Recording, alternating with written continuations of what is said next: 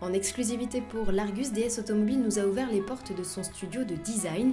Geoffrey Rossillon, designer extérieur de la marque, et Frédéric Soubirous, directeur du design extérieur de DS, nous présentent des images exclusives de la DS de Fantomas.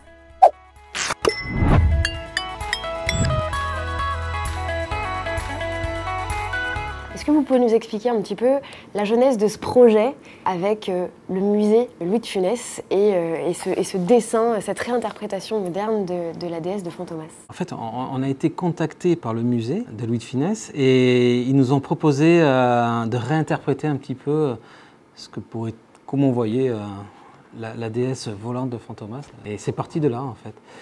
Et il y a une évidence qui est arrivé rapidement. Et Geoffrey, qui avait gagné le concours SM il y a 2-3 ans, a été la personne idéale pour continuer un peu l'aventure. Après l'SM, comment tu nous ferais un peu la déesse à réinterpréter? Il est parti se documenter, voir un petit peu tout ça, revoir un peu quelques films de Louis de Funès, et puis c'était parti. Geoffrey, comment dessine-t-on la déesse de Fantomas au XXIe siècle? Alors c'est un challenge pour quelqu'un qui effectivement a dû se replonger un peu dans les archives et revoir un peu des scènes cultes et des choses assez inspirantes, aussi bien au niveau du film qu'au niveau des déesses originelles. L'univers autour de la déesse originelle qui est quand même un univers assez riche et qui a été assez inspirant pour moi. Donc, retrouver ces codes et les traiter dans un dessin actuel. C'était une voiture résolument technologique, mais qui avait une élégance, une attitude qu'on ne retrouvait pas à l'époque, qui était vraiment clivant. C'est quelque chose qui est assez délicat de travailler aujourd'hui. Vous avez surtout mis beaucoup de clins d'œil dans ce véhicule. Énormément. Est-ce que vous pouvez nous expliquer un peu les clins d'œil que vous avez mis dans cette voiture? Notamment sur l'attitude de base. La DS était une voiture qui allait vers l'avant, quelque chose d'assez élancé. Donc ça, c'est un élément marqueur donc, pour la silhouette du véhicule. Également donc, dans la répartition, avoir un arrière assez bas, assez posé sur le châssis et quelque chose qui stylisait la voiture énormément, et d'avoir aussi des éléments marquants comme un raffinement au niveau des détails, par exemple sur le pilier C, comme le clignotant également, le clignotant situé au niveau du pavillon. Tout ça, c'est des éléments, des clins d'œil qui étaient importants, vraiment différenciants. Tous les artifices qu'on peut voir dans la recherche aéronautisme de ces années-là, des années 50, 60, on les retrouve et en fait on les recomprend en fait parce que c'est un sujet très contemporain. L'aérodynamisme sur les véhicules, surtout électriques, mais en général, et de redessiner en fait un icône de la voiture volante. Et ben il y a des réflexes qui sont de suite revenus parce qu'on les traite au quotidien en fait. Et c'est peut-être le parallèle qu'il y a entre ces deux projets. Et les projets qu'on gère en ce moment, c'est un beau parallèle parce que l'aérodynamisme, effectivement, c'est très actuel en fait. Ça nous amène beaucoup.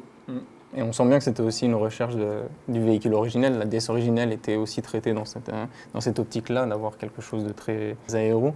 Je parlais un peu d'ovni dans le véhicule, mais il y a cette idée-là d'ovni qui est quand même dans l'imaginaire. Et de retraiter ça aujourd'hui avec des fonctions réelles, du coup ça correspond plutôt bien à notre travail de tous les jours. Donc c'était important de le traiter malgré tout sur ce véhicule.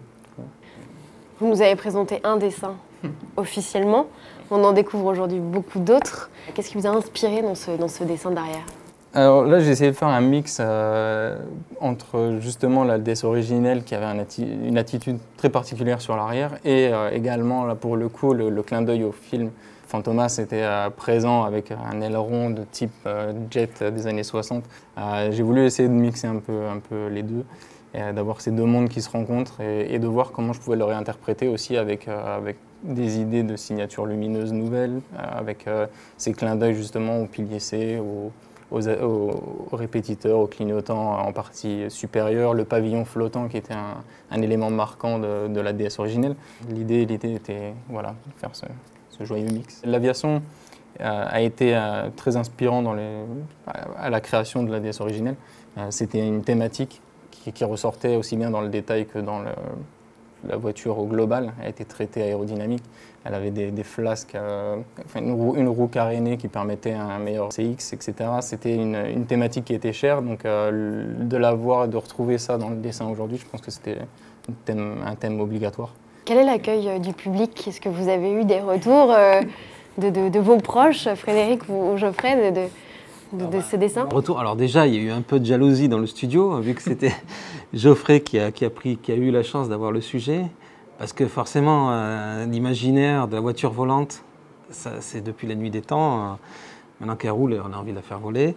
Et puis alors Fantomas et toute la sympathie qu'il y a autour de Louis de Funès notamment et de ses films, bah oui, tout le monde avait envie d'y participer.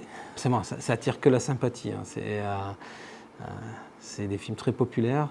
Et voilà, donc les petits clins d'œil, c'était que du positif en tout cas. Geoffrey, combien de temps vous avez mis pour dessiner ce projet? Alors, ça a été assez rapide dans le sens où c'était un projet intense. Environ une bonne dizaine de jours pour travailler dessus, réellement réinterpréter, etc. Et voir faire ma proposition. Tourner autour du sujet aussi, qui est assez complexe hein, malgré tout. C'est toujours délicat de reprendre une voiture aussi légendaire et de dessiner autour, etc. Ça mène beaucoup de questionnements, même quand on crée et qu'on a une page blanche, malgré tout. Donc ouais, c'était une bonne dizaine de jours et voilà, pour proposer au musée une image qui fasse autant rêver que la voiture de Fantomas. Vous êtes allé loin dans le projet en faisant plusieurs vues, en nous montrant des vues 3D. Est-ce que le projet peut avoir une suite?